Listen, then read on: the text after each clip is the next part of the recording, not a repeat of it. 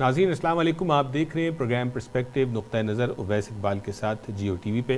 नाज़रीन, जब बात होती है दुनिया में एवोल्यूशन प्रोसेस की, किसी भी माशरे में अगर आप देखें तो हमारा जो इर्तिकाई सफ़र है नाज़रीन, उसकी जो सबसे अहम जो एस्पेक्ट है वो है कम्युनिकेशन। नाज़रीन, कम्युनिकेशन का मीडियम स्पोकन कम्युनिकेशन भी हो सकता है, साइन लैंग्वेज भी कम्युनिकेशन है। लेकिन नाज़रीन, अगर बात की जाए स्पोकन कम्युनिकेशन की, जो हम ज़बान इस्तेमाल करते हैं नाज़रीन, फिर अगली बारी आती है कि आपकी ज़बान का अंदाज़ बयां क्या है। नाज़रीन, ये वो खुदादाद सलाहियत है कि जो अल्लाह तबारक व तआला कुछ लोगों को ख़ास तौर पर अता करता है। वो पॉलिटिकल लीडर्स भी हो सकते हैं, रिलीजियस लीडर्स भी हो सकते हैं, वो हमारे शोरा हजरात भी हो सकते हैं, और मेरी तरह आपकी तरह आम लोग भी हो सकते हैं कि जिनको अल्लाह ताला वो अंदाज़ बयां अता करता है कि जिसके तहत फिर मासेस का जो है वो नैरेटिव बिल्ड किया जाता है, एक बयानिया कायम किया जाता है, लोगों को तवज्जो दिलाई जाती है मुख्तलिफ हालात पे, मुख्तलिफ वाक़यात के हवाले से। नाज़रीन, आज का जो हमारा शो है बड़ा स्पेशल है। उर्दू हमारी ज़बान है, मेरा शो भी उर्दू ज़बान के अंदर है।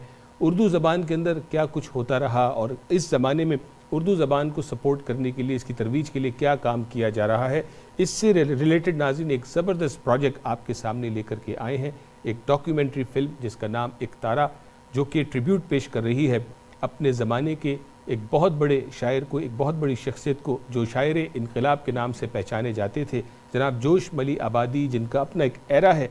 उनके ट्रिब्यूट के लिए डॉक्यूमेंट्री फ़िल्म बनाई गई है जिसका प्रीमियर दुनिया भर में किया जाने वाला है। नाज़रीन, हमने चाहा कि हमारे व्यूवर्स भी अगर उन शहरों में मौजूद हों तो ज़रूर उस प्रीमियर का हिस्सा बने, और अगर आप वहाँ मौजूद नहीं हैं तो एटलीस्ट इस प्रोग्राम के ज़रिए इस डॉक्यूमेंट्री फ़िल्म और उर्दू के हवाले से जो खिदमत की जा रही है वो इन्फॉर्मेशन आप तक पहुँचाएँ। इस पर बात करने के लिए मुझे बड़ी खुशी है, हमारे बड़े प्यारे दोस्त और फिल्म के डायरेक्टर प्रोड्यूसर स्टूडियो में मौजूद है जनाब फ़हीम हामिद अली साहब। अस्सलाम वालेकुम and welcome to the show. कैसे हैं आप?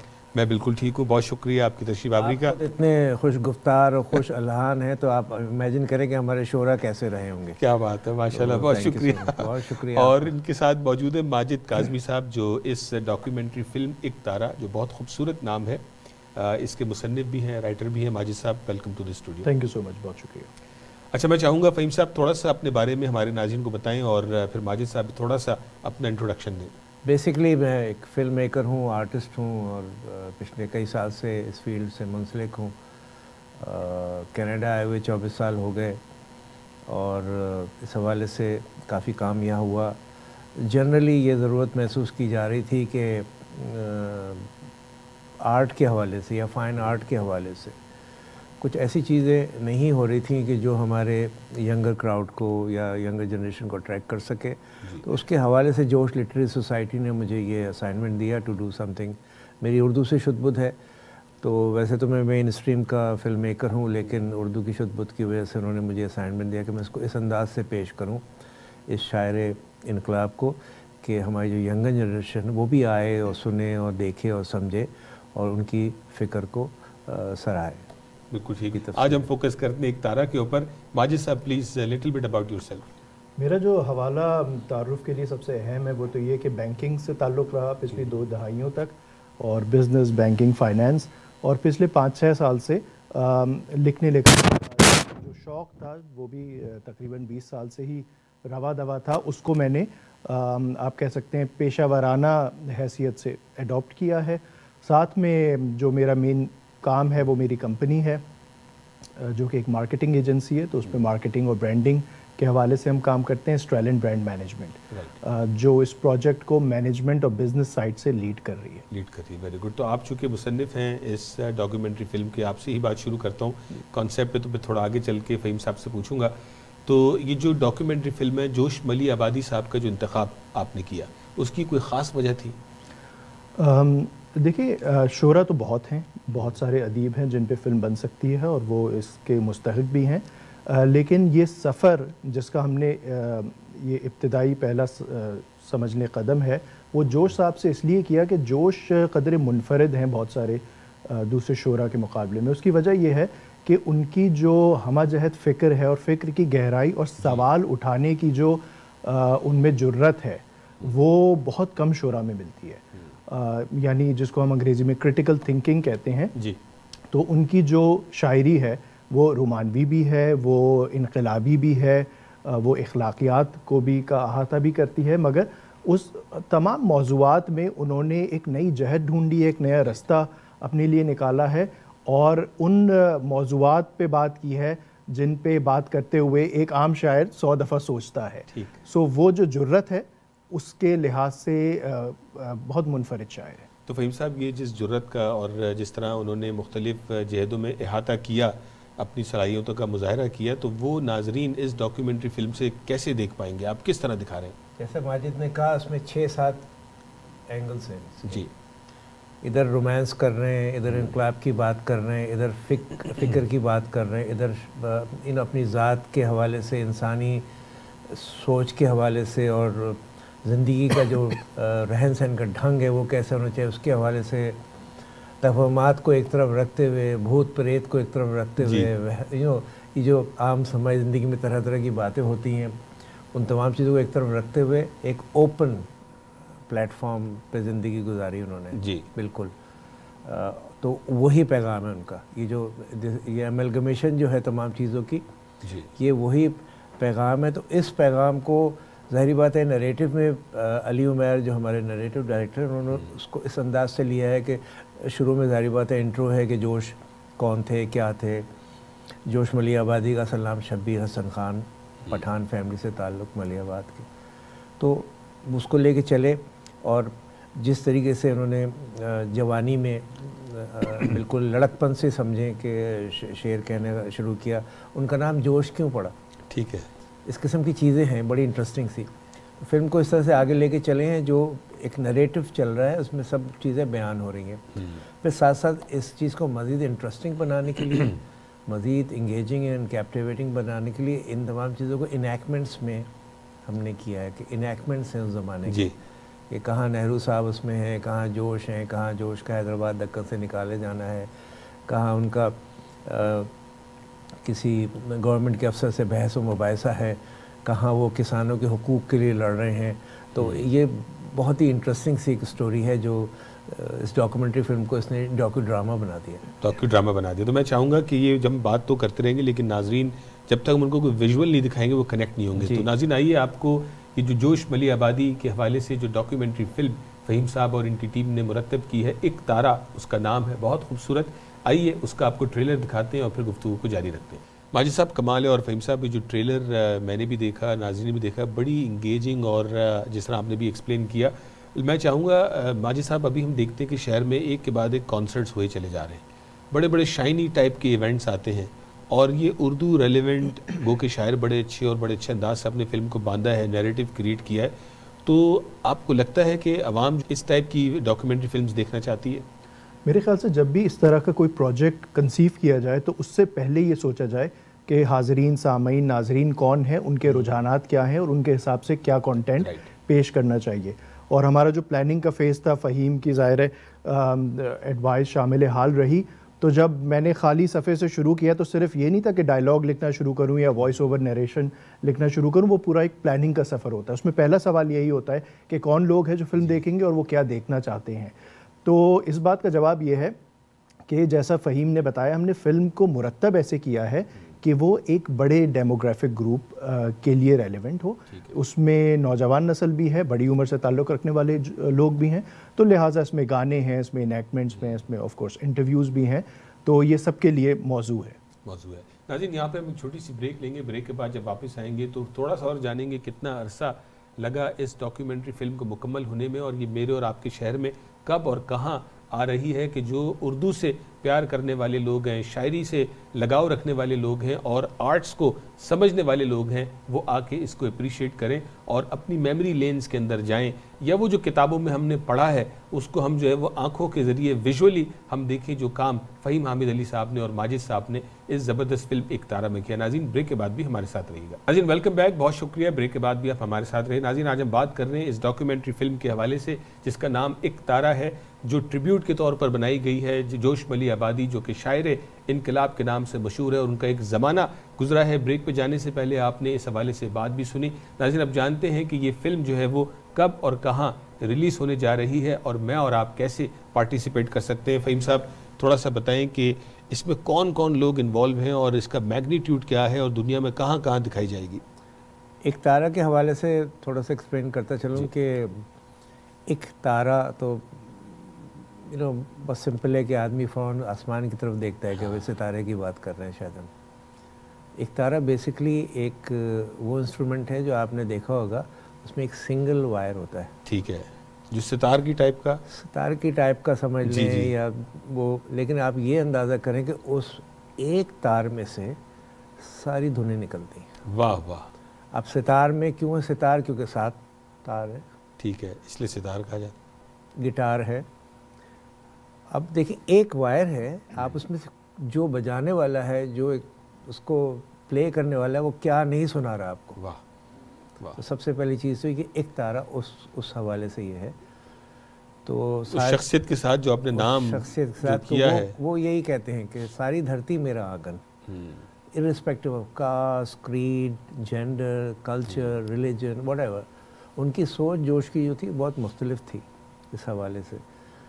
तो मैंने ये सोचा कि सारी बातें इसमें उन चीदा स्कॉलर्स के नाम भी शामिल हैं। इफ्तिखार आरिफ साहब हो गए, खुशबख्श आज़ाद साहिबा हो गई, साद हसन मंटो के बेटे हो गए, इंडिया से डॉक्टर खालिद अलवी हो गए, शारिफ साहब हो गए, फातमी साहब हो गए। ये प्रोफेसर्स हैं, इंटेलेक्चुअल्स हैं, अदब के ऊपर इनकी गिरफ्त है। इकबाल हैदर साहब जो जोश लिटरेरी सोसाइटी के रूह रवा हैं, 37 साल से उनकी ये काविश रही है कि इस लिटरेरी सोसाइटी के हवाले से उर्दू ज़ुबान को और शोरा की जो पजीराएँ होती रहे और उनकी जो मैसेजेस हैं वो सामने आते रहे। लेकिन मैंने साथ में ये शर्त रखी थी कि मैं ये 6, 7, 8, 9, 10 जितने भी कह लें आप, सीनियर्स तो होंगे, लेकिन उसके अलावा जितने भी मेरे लोग साथ होंगे वो सब कम उम्र होंगे। ठीक है, अच्छा। सबसे पहले क्राइटेरिया ये था। ओके। अब वो हर फील्ड से मैं लूँ, अगर डीओपी हमारा वहाँ 25 साल का काम कर रहा है तो उसका इंटरेस्ट कैसे डेवलप हुआ है। हमारी जो प्रोडक्शन कोऑर्डिनेटर है सीमी इलाही कराची में, 3 साल से मेरे साथ काम करे, उनकी क्या एज है। फिर हमारे जो परफॉर्मर्स हैं, इसके अंदर आपने इसमें गाने हैं, हमारे जो सिंगर्स हैं उनमें से किसी की भी एज 30 ईयर्स से ज़्यादा की नहीं है। ठीक है। लेकिन हमने साथ साथ सीनियर्स को भी इसमें शामिल किया। मेहदी हसन साहब के साहबजादे कामरान मेहदी हसन साहब ने थीम सॉन्ग गाया है इसका, बोल एक तारे झन झन झन, ये उनका थीम सॉन्ग है। तो इस तरह से जो मैंने जो 150 यंगर क्राउड को लिया, यंगर जनरेशन को लिया, तो उनका इन्वॉल्वमेंट और फिर उन्होंने समझना चाहा मोर जोश को। जाहिर बात है उनके हवाले से जब इस चीज़ की तशहीर होगी, उनके प्लेटफॉर्म से चीज़ जाएगी तो ऑटोमेटिकली उसी एज ग्रुप में पहुँचेगी। तो दोनों अचीव हो रहे हैं।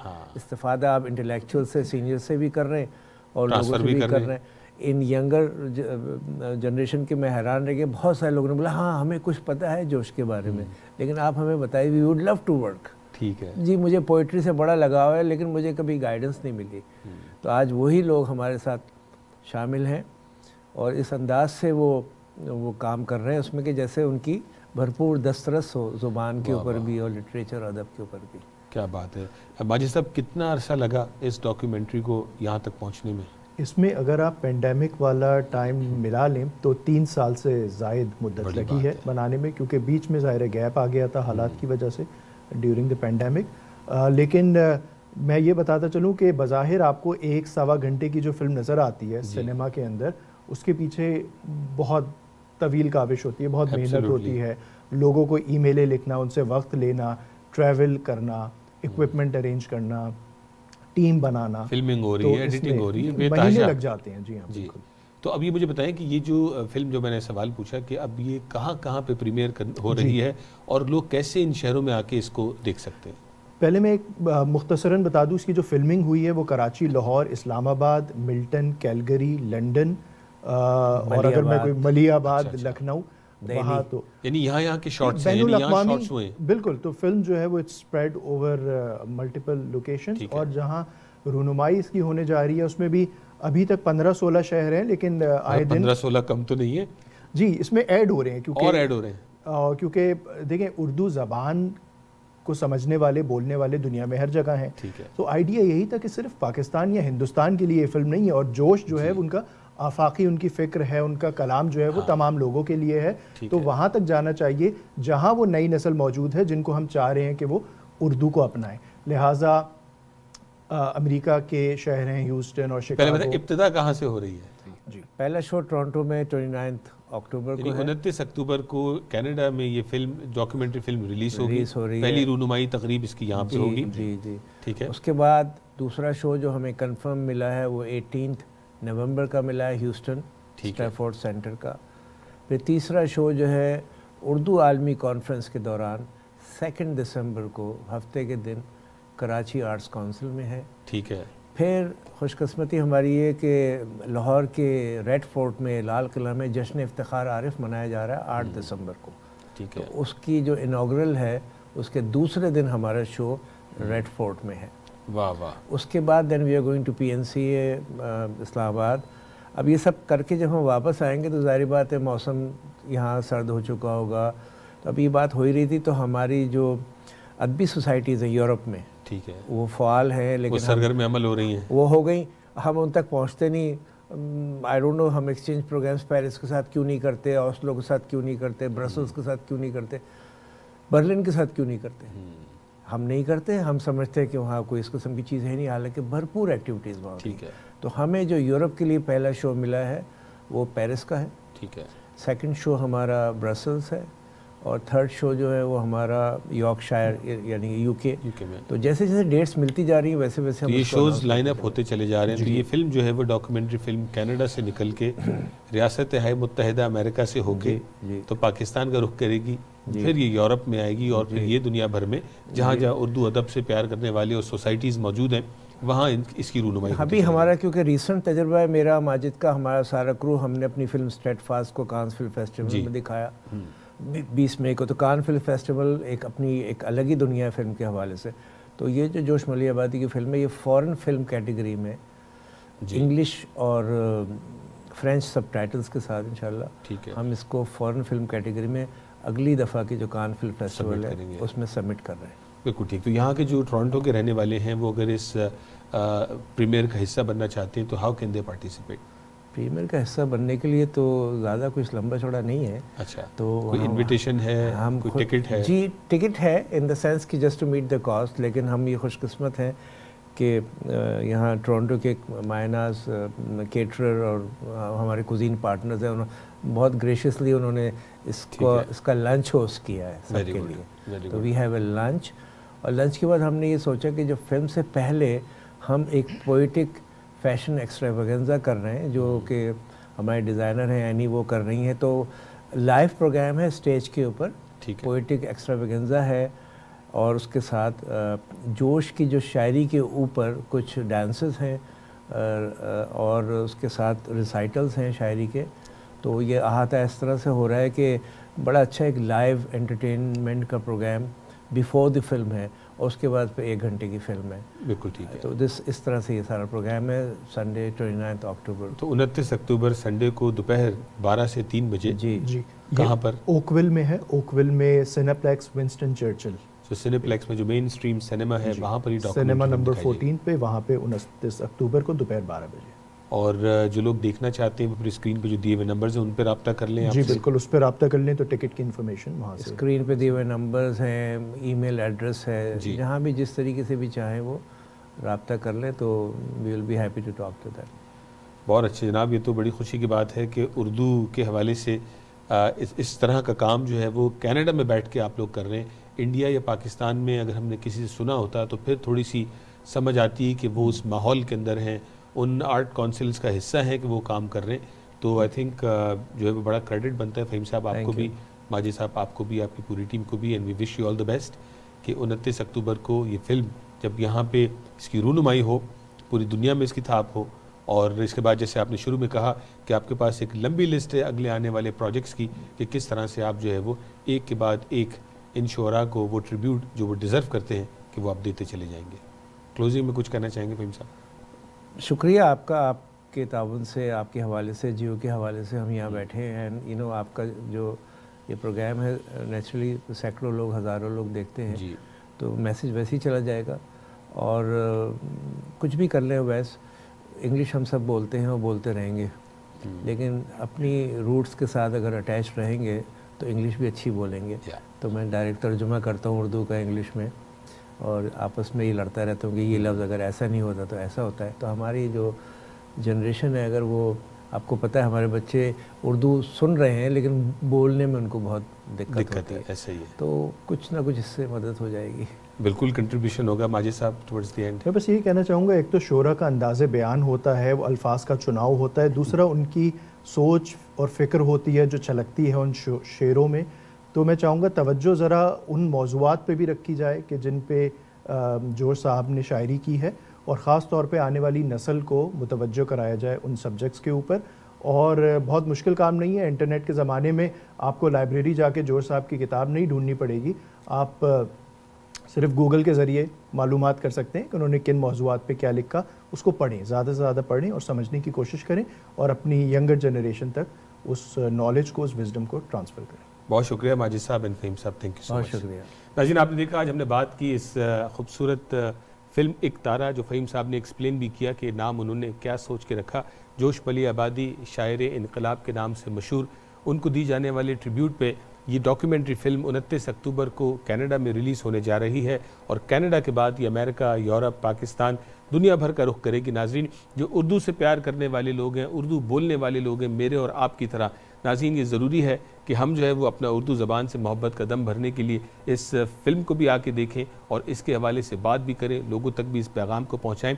नाज़रीन, जो मज़ा अपनी ज़बान बोलने में है और अपनी ज़बान में कम्युनिकेट करने में है, इसमें हमें प्राइड होना चाहिए और इसके साथ जुड़े रहने में ही नाज़रीन मेरा और आपका भला भी है। और हमारे बच्चों को भी ये जानना ज़रूरी है कि उर्दू ज़बान में कितनी वसअत है और उर्दू ज़बान के अंदर किस किस तरह से लोगों ने किस किस ज़माने में किस तरह की कंट्रीब्यूशन की है कि आज मैं और आप यहाँ पे मुख्तलिफ़ कम्यूनिटीज़ के साथ कम्पीट करते हुए अपना लोहा मनवा रहे हैं। नाज़रीन, अपना ख्याल रखिएगा, अगले हफ्ते आपसे फिर मुलाकात होगी। अस्सलाम वालेकुम।